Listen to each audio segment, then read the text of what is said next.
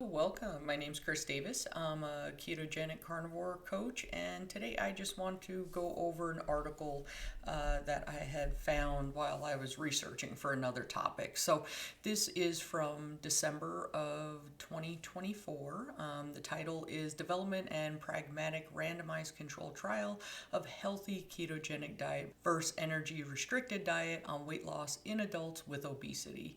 Now, normally, I don't like to focus on the whole weight loss thing because honestly, if you just take a shit food diet and change it to anything else, you're going to have improvements. But we'll see where this goes. So the first thing in the introduction, right, they talk about the ketogenic diet is widely used for weight management, right, reduces appetite, enhances fat oxidation, and facilitates weight loss. Right off the bat, they talk about the whole LDL, the scary elevated LDL from being on a ketogenic diet. Again, if you've seen any of my other videos, they've proven that saturated fat in the diet does not change your cholesterol. The body actually creates cholesterol as part of its functions to help us, right? We need cholesterol for our brain in particular. But again, some people are just, and they say it's a known risk factor for cardiovascular disease. No, that was debunked like 50 something years ago. So no, it's not. I just, if something's false, I'm going to point it out. And that one was proven to be false, but yet we're still on this rodeo for some reason. So the method that they used, right, this was in Singapore, and so they picked, I believe it was 160 people to begin with. 80 of them actually qualified, right? So they asked them to limit their net carbohydrates to no more than 50 grams a day. So again, the whole net carbs, factoring out fiber, I don't agree with. I believe that it's just the gross carbohydrates that you're ingesting, right? Whether they just don't absorb into your body or they take things out of your body and go out your stool, I think it still needs to be counted. So they did use a nutritionist buddy app, which again depends if you're weighing your food, then you might actually be able to accurately put the information in, but at least they were trying, right? So the primary outcome was weight change from baseline to 6 months, right? And then they looked at 3 months and a year, and then they looked at changes with the metabolic profiles. So I do believe that they try to do a very good job at putting all this information together. There was a long list of people that did not make the cut, right? If they're pregnant, if they have already on medications for certain things, have certain disorders. So they did try to factor out for quite a few things. So take that for what it's worth. So they did the results, main results, and we'll go over some more of this, right? Was the mean weight loss percentage at 6 months, right, was higher in the healthy ketogenic group than in the energy restricted group. And then if you look at the other markers that they talk about, right, the blood pressure, no increase in LDL, I love that, right? If you look at the UCLA study where it talks about 2000 to 2006, where first-time heart issue individuals that were admitted into the hospital, I think it was 72% had a total cholesterol of less than 130. So they have a pretty low LDL if their total's less than 130. So if 72% have a low cholesterol, why in the hell would you want to lower your cholesterol? And they're showing that lowering cholesterol doesn't help with the heart disease situation. Anyways, they did determine, though, as their conclusion, that the healthy keto diet was more effective than the energy restricted diet. And again, they mentioned that it did it without elevating LDL, which I guess, is a good result if one of your goals is to not elevate your LDL, right? So that's really what it comes down to. So in the main introduction, right, they do talk about the traditional ketogenic approach, right? Prioritizing non-starchy veggies while excluding sugary and starchy foods, right? but allowing for high intake of fat regardless of whether they consider it healthy or unhealthy, right? Again, saturated fat is not unhealthy. We've proven that. And again, they state that saturated fats have been associated with higher levels of LDL, which is well established risk of cardiovascular disease. It's not well established. It was debunked. Come on, people, get with the times. If I can find the damn information, I sure as hell know anybody else can. In the intro, they continue to show that, right, they lack sufficient fiber, which is a crucial element of proper satiety and insulin sensitivity. Again, not correct. Right? We do not require fiber in our diet. Now, are there some people that can consume fiber and not have any issues? Absolutely. Absolutely. But it is not required. There is zero required carbohydrates altogether. Right? So they talk about how a high fiber diet fosters the generation of beneficial colonic short chain fatty acids. And again, they actually, I got to find it, but they just did a study where they looked at the microbiome of carnivores, and they actually have a more diverse microbiome than people on a high fiber diet. So explain that one to me. And again, they keep going on and the gastrointestinal benefits of fiber while there is no required fiber in our diet. The study designed, right, it was a randomized control trial. I will say it was kind of hard to find. I actually searched for like 3 days to find one that was not an observational study, right, where they just ask you, hey, what'd you eat in the last year? So this was an actual randomized control trial.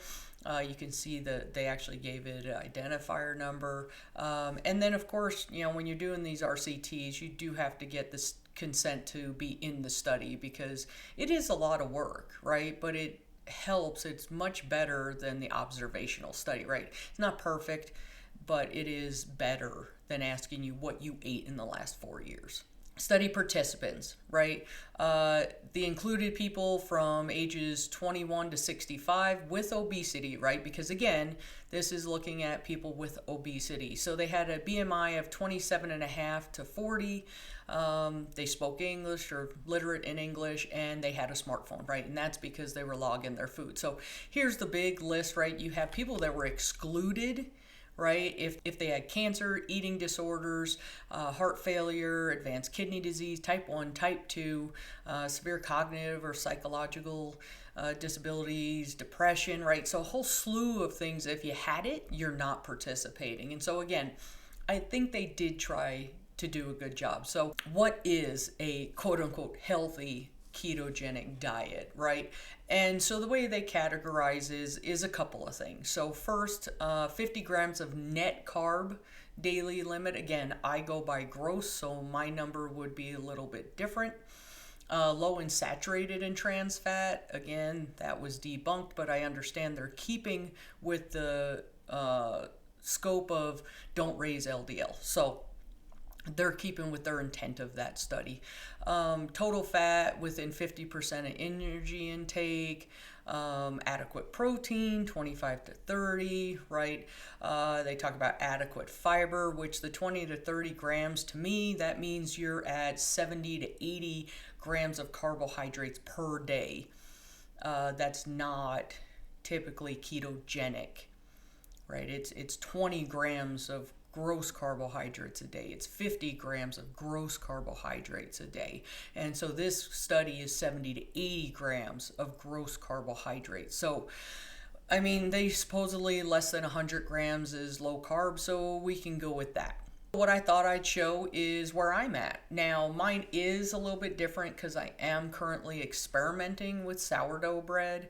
So if you've seen some of my other videos, newsflash, I don't have a gallbladder, right? I made the stupid mistake of letting someone take it out 20 years ago when it wasn't functioning properly. I think had I found ketogenic way of living, I believe I could have healed my gallbladder and still have it. But that's neither here nor there because I don't have it. So if you look at where I'm at on the right there, right? So I'm 35% protein, 5% carbs, which is because of the half a slice of sourdough bread, and I'm 60% fat.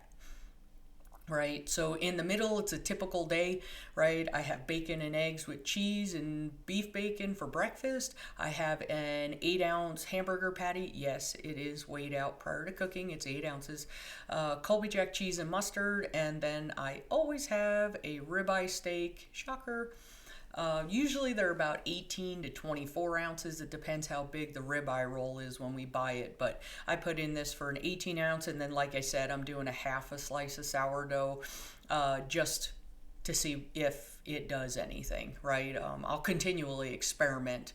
I don't believe God intended for everybody to be carnivore, but I do believe he intended for everybody to be ketogenic. So, and then this nutrition fact sheet, I actually found it was interesting that it gave me that as I went. So you could see I'm 192 grams of fat, 36 grams of carbohydrates, 254 grams of protein. So on the day-to-day, that's what I'm intaking. So I would be your traditional ketogenic, right?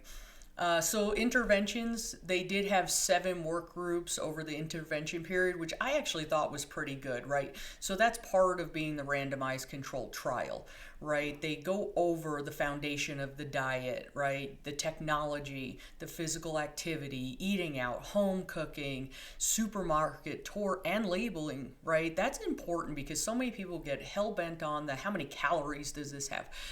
We don't use calories the way that they're calculated. So if you count calories, great if it's you starting off, but eventually get off the calorie counting. That's not where you need to be. But they went over, breaking a plateau, behavior changing tips, right? Because let's face it, we're creatures of habit.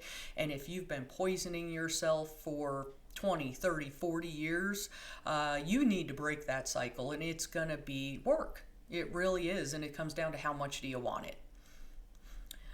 And then they were, the healthy keto people were again advised to adhere to 50 grams of net carbs a day. They did have it where they came to the study site at 3, 6, and a year. So 3 months, 6 months, and 1 year.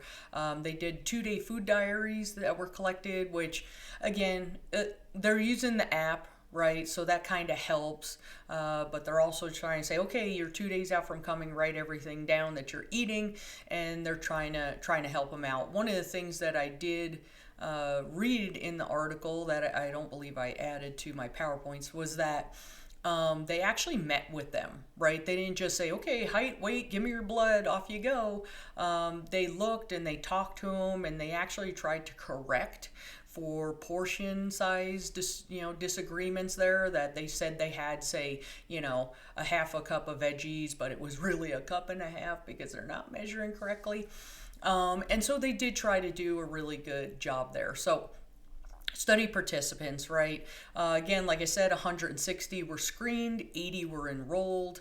They had 41 in the healthy keto and 39 in the energy restricted. So by the end of it, 64% had completed the entire year, which I think that's not too bad. I mean, really.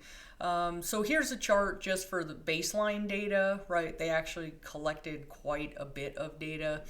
I think it's neither here nor there, but it's something.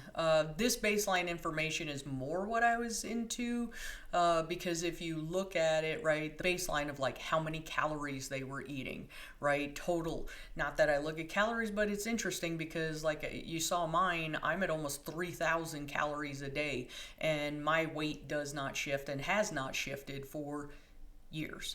So, again, the fat, the carbohydrates, 200 grams of carbohydrates a day, that is higher than anybody should be, personally, is what my thought is. And the sugar, right? The sugar, really, 53 grams of sugar for the healthy keto group at baseline when they started. So if you look at here's the outcomes, right? So looking at it from baseline, they marked it at 3, 6, and 12 months. And everything is better in the healthy ketogenic diet group, right? All numbers, whether they're looking at weight per kilogram, weight per percentage, BMI, which I really don't trust BMI because according to the BMI chart, I'm overweight. ALT, which I don't know. I have hemochromatosis, so my ALT is always elevated. So I don't know if any of these people do. But A1C was better. Fasting glucose was better. Then you have your blood pressures, right? All your blood pressure markers were better.